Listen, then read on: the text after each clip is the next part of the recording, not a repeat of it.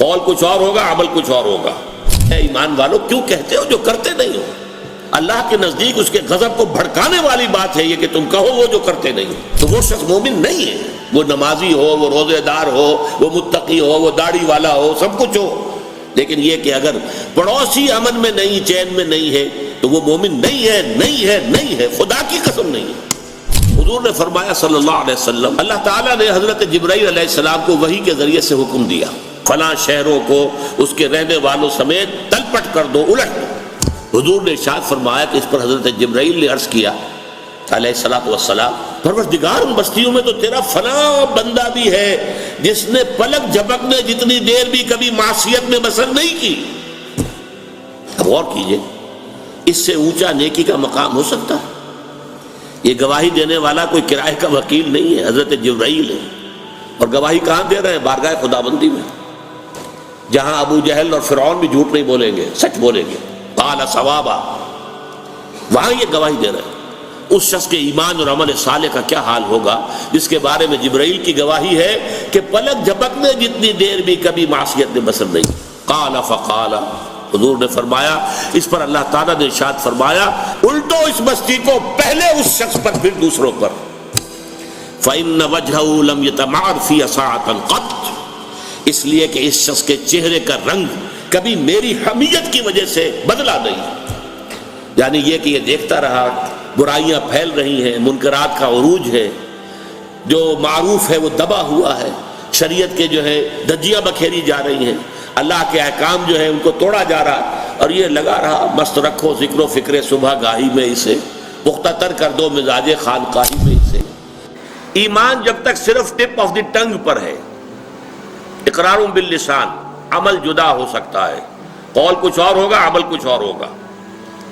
لما تقولون ما لا تفعلون، اسی پر ڈانٹ پلائی گئی ہے سورہ صف میں، یا ایھا الذین آمنوا لما تقولون ما لا تفعلون، اے ایمان والو کیوں کہتے ہو جو کرتے نہیں ہو؟ کبر مقتا عند اللہ ان تقولوا ما لا تفعلون، اللہ کے نزدیک اس کے غضب کو بھڑکانے والی بات ہے یہ کہ تم کہو وہ جو کرتے نہیں ہو۔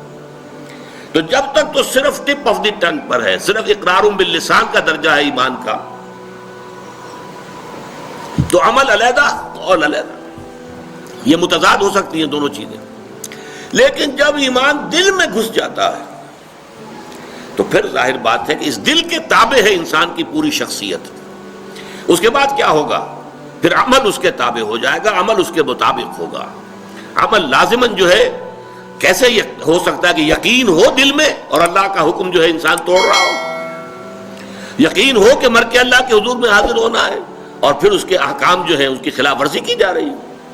ایک کانسٹیبل کھڑا ہوتا ہے چوک پر، تو آپ کی گاڑی سائیکل ہو یا موٹر سائیکل ہو یا کار ہو، ٹھیک جگہ جا کر کھڑی ہو جاتی ہے، اور اگر کوئی کانسٹیبل نہیں ہے تو دائیں بائیں دیکھ کر کے کوئی ٹریفک نہیں ہے، اچھے اچھے لوگ جو ہیں وہ اشارہ توڑ جاتے ہیں۔ تو اگر کسی کو یقین ہو اللہ ہے اور ہر آن مجھے دیکھ رہا ہے، ہر آن دیکھ رہا ہے، چاہے میں تین پردوں میں ہو جاؤں، میں نے گھر کا مین دروازہ بھی بند کیا ہے، پھر یہ کہ اس کے بعد سارے دروازے کھڑکیاں ان کے اوپر پردے بھی ڈال دیے ہیں، لیکن ایک آنکھ مجھے اب بھی دیکھ رہی ہے، اگر یہ یقین ہو تو کیسے اس کے حکم کی خلاف ورزی ہوگی؟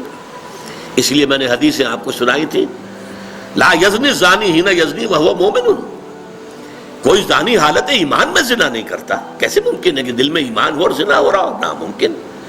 پھر وہ دھیلے کی قیمت نہیں اس ایمان کی۔ کوئی شرابی حالت ایمان میں شراب نہیں پیتا، کوئی چور حالت ایمان میں چوری نہیں کرتا۔ اسی طرح یہ کہ آپ نے 3 مرتبہ قسم کھائی، واللہ لا یؤمن، واللہ لا یؤمن، واللہ لا یؤمن، قیل من یا رسول اللہ، خدا کی قسم فلاں شخص مومن نہیں، فلاں شخص مومن نہیں، فلاں شخص مومن نہیں، 3 دفعہ قسم۔ پوچھا گیا کون؟ آپ نے فرمایا الذی لا یأمن جارہ بوائقہ، وہ شخص کہ جس کی کج خلقی کی وجہ سے، بد اخلاقی کی وجہ سے اس کا پڑوسی چین میں نہیں ہے، امن میں نہیں ہے۔ پڑوسی کو ہر وقت اندیشہ ہوتا ہے پتہ نہیں کیا کر گزرے گا، یہ میری عزت پر کوئی حملہ کرے گا، کیا کرے گا، کچھ پتہ نہیں۔ تو وہ شخص مومن نہیں ہے، وہ نمازی ہو، وہ روزے دار ہو، وہ متقی ہو، وہ داڑھی والا ہو، سب کچھ ہو، لیکن یہ کہ اگر پڑوسی امن میں نہیں، چین میں نہیں ہے تو وہ مومن نہیں ہے، نہیں ہے، نہیں ہے، خدا کی قسم نہیں ہے۔ تو آپ بتائیے ایمان اور عمل صالح کو کیسے ایک دوسرے سے جدا کر دیں گے؟ ہاں لیگل لیول پر at the tip of the tongue, زبان پر جب ایمان ہے تو ہو سکتا ہے عمل اور قول اور، لیکن جب دل میں ایمان آ جائے گا تو پھر ممکن نہیں۔ اسی طریقے سے یہ تو ایمان اور عمل صالح کا تعلق ہو گیا جو بالکل لازم و ملزوم ہے، جسے آپ اردو محاورے میں کہتے ہیں چولی دامن کا ساتھ ہے، چولی دامن کا ساتھ۔ اسی طریقے سے 3 اور 4 کو بھی جب دیکھیں گے تو اس کا بھی بالکل واضح طور پر بات ہے کہ ان کے درمیان رشتہ ہے لازم و ملزوم کا۔ عام قول ہے دنیا میں ٹروتھ از بٹر، عربی میں بھی کہتے ہیں الحق مرن، حق جو ہے کڑوا ہوتا ہے، کوئی شخص سننے کو تیار نہیں۔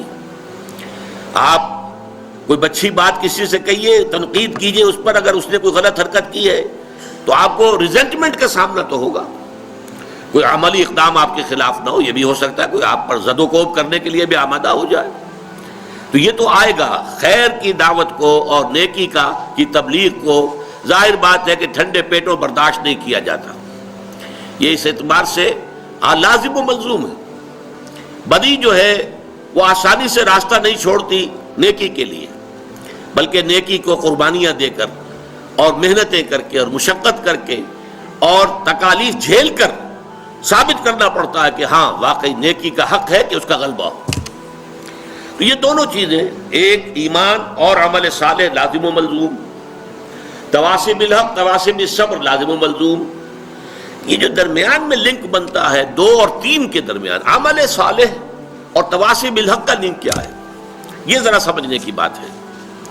دیکھیے نیکی اگر واقعتاً آپ میں پیدا ہو گئی ہے، خیر بھلائی عمل صالح آپ میں پیدا ہو گیا ہے، اگر واقعی، اگر وہ دکھاوے کا نہ ہو، ریاکاری کا نہ ہو، جھوٹ موٹ کا نہ ہو، واقعی ہو، واقعی ایمان پیدا ہو گیا، واقعی آپ کا عمل صالح جو ہے وہ میچور ہو گیا، تو 3 تقاضے ہیں جن کے تحت وہ آپ کی ذات سے پھیلے گا باہر معاشرے کے اندر۔ پہلی بات تو سمجھیے کہ فزیکل لا ہے، اگر کہیں بھٹی جل رہی ہے آگ کی تو اس سے حرارت ماحول میں سرایت کرے گی کہ نہیں؟ لازماً پھیلے گی۔ اور اگر کہیں برف کی سلیں رکھی ہوئی ہیں اس سے ٹھنڈ ماحول میں سرایت کرے گی کہ نہیں؟ لازماً کرے گی، فزیکل لا ہے نا۔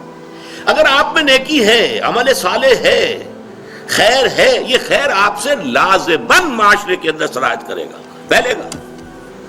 جیسے کنٹیجیس ڈیزیز ہوتی ہیں کہ بیماری ایک دوسرے کو لگتی ہے، ایسے یہ خیر، یہ بھلائی جو ہے یہ بھی یقیناً ایک سے دوسرے تک متعدی ہوتی ہے، پھیلتی ہے، جاتی ہے اور سرایت کرتی ہے۔ ثانیاً فرض کیجئے آپ کو اللہ تعالیٰ نے کوئی خیر دیا ہے، کوئی بھلائی دی ہے، سیدھا راستہ دکھا دیا ہے جو سیدھا جنت کی طرف لے کے جانے والا ہے، تو کیا آپ کی شرافت اور مروت کا تقاضا نہیں ہوگا کہ آپ اسے اپنے عزیزوں، رشتہ داروں، دوستوں، اقربا اور عام انسانوں تک اس کو ان کے ساتھ شیئر کریں؟ آؤ بھائی تم بھی اس راستے پر آؤ، دیکھو اس راستے پر نہ جاؤ، وہ ہلاکت والا راستہ ہے، تباہی کی طرف تم جا رہے ہو، آؤ اس راستے کی طرف جو کہ در حقیقت کامیابی کا راستہ ہے۔ تو اس کے لیے شرافت، جیسے کسی کے پاس اگر دولت ہے تو شرافت اور مروت کا تقاضا کیا ہے؟ وہ اپنی دولت کو شیئر کرے غرباء کے ساتھ، فقراء کے ساتھ، مساکین کے ساتھ۔ جو اس کو شیئر نہیں کرتا تو بخیل ہے، پھر وہ کوئی صاحب کردار آدمی نہیں ہے، شرافت اور مروت سے اس کا کوئی حصہ نہیں ملا ہے۔ اسی طریقے سے خیر ملا ہے، ہدایت ملی ہے، نیکی ملی ہے، وہ جو خیر کا راستہ ہے، کامیابی کا راستہ ہے، اس کی معرفت حاصل ہو گئی ہے، اس کا علم حاصل ہو گیا ہے، تو اس کو شیئر کرنا یہ شرافت اور مروت کا تقاضا ہے۔ نمبر 3، اگر حق کو آپ دیکھتے ہیں کہ وہ مغلوب ہے، حق پامال ہے، باطل کا غلغلہ ہے، باطل جو ہے ڈنکا بجا رہا ہے اور حق جو ہے پامال ہو رہا ہے، قدموں تلے کچلا جا رہا ہے، تو اب یہ آپ کی شرافت کے، آپ کی حمیت اور آپ کی غیرت کا تقاضا یہ ہے، حمیت اور غیرت، کہ آپ حق کا ساتھ دیں، حق کا بول بالا کرنے کی کوشش کریں، آپ اس کے لیے تن من دھن کی بازی لگا دیں۔ اگر یہ نہیں ہے تو آپ میں پھر غیرت نہیں ہے، پھر حمیت نہیں، حمیت حق، غیرت حق جو ہے اس کا تقاضا ہے۔ اس اعتبار سے میں نے آپ کے سامنے رکھا کہ یہ چاروں چیزیں ایک دوسرے کا منطقی نتیجہ ہیں، اور اسی لیے میں نے اس کو جو نام دیا ہے کہ یہ در حقیقت صراط مستقیم کے سنگھائے میل ہیں۔ آپ کہیں جا رہے ہیں تو راستے میں آپ دیکھتے ہیں کہ مائل سٹونز لگے ہوئے ہیں، معلوم ہو گیا کہ فلاں جگہ اب اتنے میل رہ گئی ہے، اب اتنی دور اور ہے، اتنی دور اور ہے، یہ مائل سٹونز ہیں۔ اس سے آپ کو معلوم ہوتا ہے کہ آپ سیدھے راستے پر ہیں، آپ کہیں کوئی غلط موڑ نہیں مڑ آئے ہیں، واقعی یہ اسی رخ پر جا رہا ہے راستہ کہ جو آپ کی منزل ہے۔ اسی طریقے سے صراط مستقیم جس کی کہ ہم اللہ سے استدعا کرتے ہیں نماز کی حرکت میں، اہدنا الصراط المستقیم صراط الذین انعمت علیہم غیر المغضوب علیہم ولا الضالین، اس صراط المستقیم کے یہ 4 سنگھائے میل ہیں۔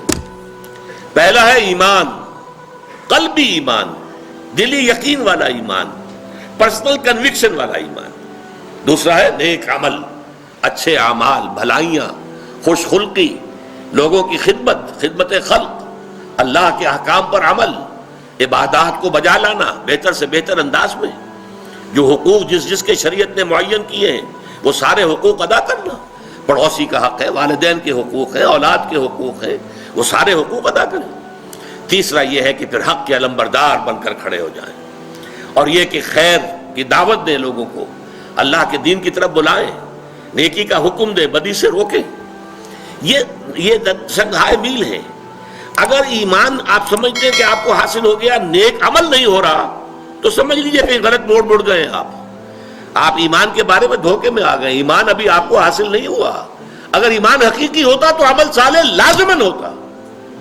اسی طریقے سے اگر آپ سمجھتے ہیں کہ میں نیک بن گیا، میں نے نیک اعمال اختیار کر لیے، میں نے نیکی جو ہے اور اعمال صالحہ کی تحصیل کر لی ہے، لیکن اس سے اگلا مرحلہ نہیں آتا، دعوت کا مرحلہ نہیں آتا، امر بالمعروف نہی عن المنکر کا مرحلہ نہیں آتا، خیر کی وصیت اور نصیحت کا مرحلہ نہیں آتا، تو سمجھ لیجئے کہ آپ کا اپنا اخلاق جو ہے کہیں اس کو گھن لگ گیا۔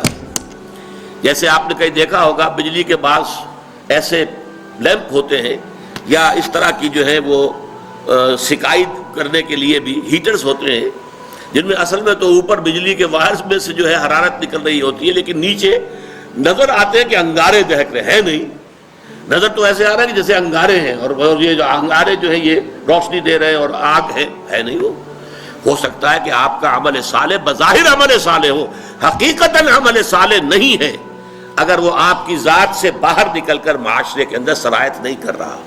اگر اس نے دعوت الی الخیر، اس نے دعوت الی سبیل رب، اس نے امر بالمعروف نہی عن المنکر کا اگر، اور حق کی حمیت، حق کی حمایت، حق کا بول بالا کرنے کے لیے تن من دھن لگا دینا، اگر یہ مرحلہ نہیں آیا تو گویا کہ آپ کا عمل صالح بھی دھوکہ ہے، فریب ہے، حقیقت نہیں۔ دیکھنے میں آگ ہے، حقیقت میں آگ نہیں۔ دیکھنے میں برف ہے، اصل میں تو یہ شیشے کی سل پڑی ہوئی ہے، یہ حقیقت میں برف نہیں ہے۔ اور اس کے بعد آخری امتحان ظاہر بات ہے صبر کا ہے، جس کے لیے کہ حضرت لقمان نے، ہمارا تیسرا درس جو ہے وہ حضرت لقمان کے بارے میں ہے، کہ انہوں نے کہا تھا اپنے بچے سے، یا بنی اقم الصلاۃ وامر بالمعروف وانہی عن المنکر واصبر علی ما اصابک، اے میرے بچے نماز قائم رکھیے، عمل صالح کی ایک بات ہو گئی، وامر بالمعروف نیکی کا حکم دے، وانہی عن المنکر اور بدی سے روک، واصبر علی ما اصابک اور پھر جو تجھ پر بیتے اسے برداشت کر، ان ذالک من عزم الامور، یہ بڑے ہمت کے کاموں میں سے ہے۔ یہ در حقیقت مضبوط سیرت و کردار کے حامل جو لوگ ہیں وہی ان تقاضوں کو پورا کر سکتے ہیں۔ ان ذالک من عزم الامور۔ اب آخری نقطہ میں بیان کرنا چاہ رہا ہوں، ان چاروں چیزوں میں ایک توازن کی ضرورت ہے۔ دیکھیے جیسے گراف ہوتا ہے، گراف میں آپ کا ایک طرف جو ہے ہاریزونٹل لائن ہے، ایک طرف ورٹیکل لائن چل رہی ہے۔ ہاریزونٹل میں آپ لکھ لیجئے کامیابی کے لیے ایمان، عمل صالح، تواصی بالحق، تواصی بالصبر۔ اب ایمان کے بھی درجے بہت ہوں گے، عمل صالح کے بھی درجات بہت ہیں، تواصی بالحق کے بھی درجے بہت ہیں، صبر کے بھی بڑے سے بڑے کٹھن سے کٹھن مراحل آ سکتے ہیں۔ اب ان میں یوں سمجھیے کہ اگر کسی کو ایمان میں کچھ ترفع حاصل ہو گیا ہے، ایمان زیادہ نکھر گیا ہے، زیادہ چمک گیا ہے، اسی پیمانے سے، اسی تناسب سے عمل صالح کے اندر بھی نکھار، جوبن آنا چاہیے، اس کے اندر روشنی پیدا ہونی چاہیے، اور اسی درجے میں پھر تواصی بالحق کے اندر بھی انسان زیادہ کوشاں ہو، زیادہ محنت کرے اور پھر صبر کرے۔ یہ گویا کہ ایک توازن کے ساتھ ہو۔ اس سے بھی اوپر چلے گئے، فرض کیجئے ایمان جو ہے وہ اس درجے کو پہنچ گیا جیسے کہ ایک صحابی نے کہا تھا، جب ان سے حضور نے پوچھا صبح فجر کے بعد کیفا اصبحت یا اخی، یا جو بھی الفاظ تھے، آج صبح کیسی ہوئی تمہیں؟ انہوں نے کہا اصبحت مومنا حقا یا رسول اللہ، عرض کیا اے اللہ کے رسول میرا تو ایمان بالکل، میرا صبح جو مجھے ہوئی ہے وہ سچے ایمان کی صبح ہوئی ہے۔ یہ بڑا غیر معمولی جواب تھا۔ تو حضور نے پوچھا لکل شیء صفت فما صفت ایمانک، ہر شے کی کوئی صفت ہوتی ہے جس سے اس کو پہچانتے ہیں، تو تم جو یہ دعویٰ کر رہے ہو کہ مومن حقا، ایک سچے حقیقی مومن کی صبح مجھے نصیب ہوئی ہے، تو تمہارے ایمان کی کیا صفات ہیں؟ انہوں نے عرض کیا کانی انظر الی الجنہ، حضور میری حالت تو یہ کہ گویا کہ میں اپنی آنکھوں سے جنت کو دیکھ رہا ہوں، وکانی انظر الی النار، اور میرے یقین کی کیفیت یہ ہے کہ جیسے کہ میں اپنی آنکھوں سے جہنم کو دیکھ رہا ہوں۔ تو یہ بھی کیفیت ہے، ایمان کا درجہ یہ بھی ہے۔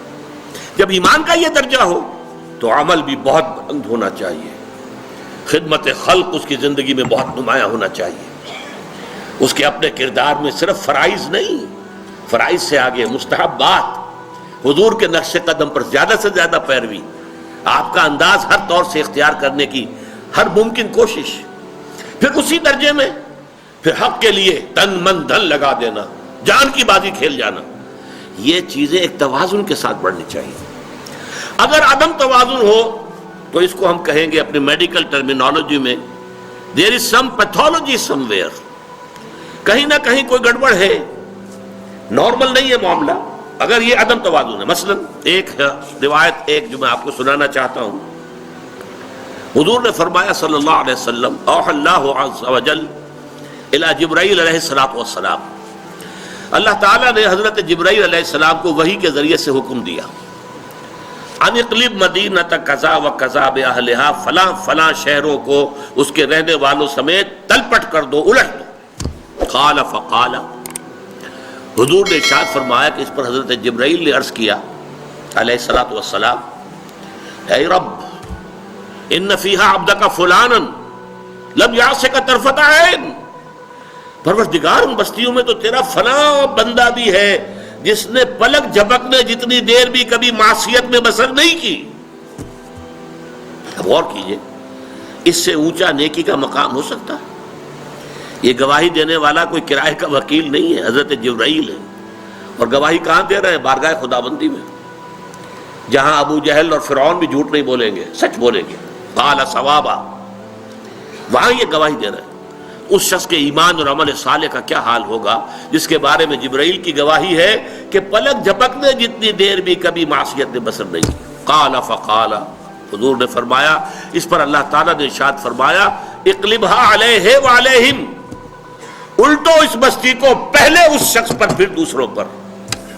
فإن وجهه لم يتمعر في ساعة قط، اس لیے کہ اس شخص کے چہرے کا رنگ کبھی میری حمیت کی وجہ سے بدلا نہیں، یعنی یہ کہ یہ دیکھتا رہا برائیاں پھیل رہی ہیں، منکرات کا عروج ہے، جو معروف ہے وہ دبا ہوا ہے، شریعت کے جو ہے دھجیاں بکھیری جا رہی ہیں، اللہ کے احکام جو ہیں ان کو توڑا جا رہا ہے، اور یہ لگا رہا مست رکھو ذکر و فکر صبح گاہی میں اسے، پختہ تر کر دو مزاج خانقاہی میں اسے۔